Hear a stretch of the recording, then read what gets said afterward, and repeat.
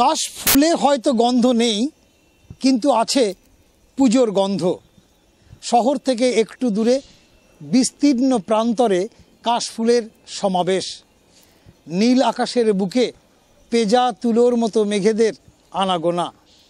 আশ্বিনের শারদ প্রাতে মা উমার আগমনী বার্তা।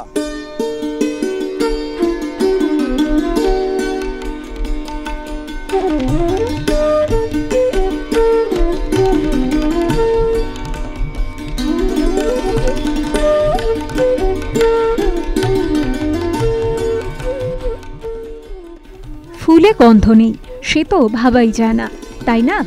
কিন্তু এই ফুলে সত্যি কোনো বাহ্যিক গন্ধ নেই, কিন্তু এর অপার্থিব ঘ্রাণে ভর করে গুটি গুটি পায়ে এসে হাজির হয় আগমনী বার্তা।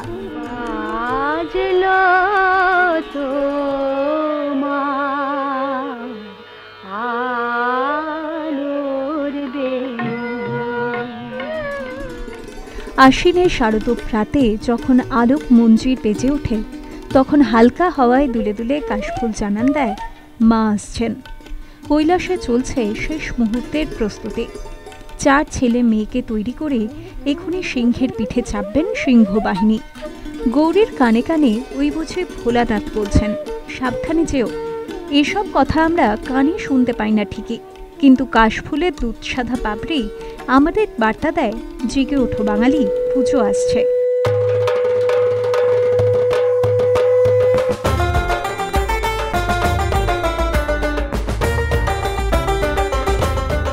একটা সময় ছিল যখন শহরের আনাচে কানাচে দেখা যেত কাশবন। একটু ফাঁকা জায়গা পেলেই গজিয়ে উঠত কাশফুল।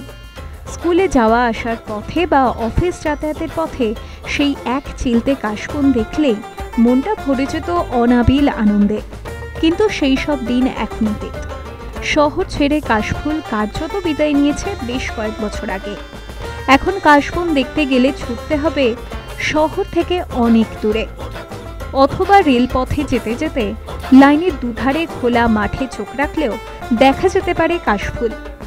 একসময়ের ঘন সবুজ মাঠ দুধ সাদা রঙে রাঙিয়ে দিত কাশবন, কিন্তু সেই সময়ও আর নেই।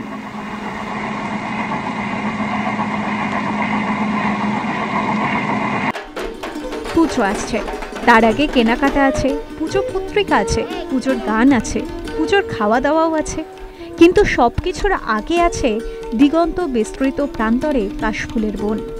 বছরের ঠিক এই সময়টা কোথা থেকে যে চলে আসে কাশফুলগুলো কেউ জানে না। সারা বছর তো এদের দেখা মেলে না। শিশু মনে প্রশ্ন জাগে, তাহলে কি কাশফুলের সঙ্গে কৈলাসের সরাসরি কোনো যোগসূত্র আছে? আছে হয়তো, সঠিক জানা নেই। আপনার বয়স 8 হোক বা 80, কাশফুল দেখলে একই রকম অনুভূতি জেগে ওঠে মনের ভিতর। দৈনন্দিন জীবনে শত ব্যস্ততার মধ্যেও চোখে কাশফুলের রং লাগলেই মন উড়ে যায় উমার খোঁজে। এই দেখুন না, কেমন কাশবনে ঢেকে গিয়েছে মাঠ। মা আসছেন যে, তাকে স্বাগত জানাতে আপনি সতর্ক থাকুন বা না থাকুন, কাশফুল কিন্তু আছে। News time.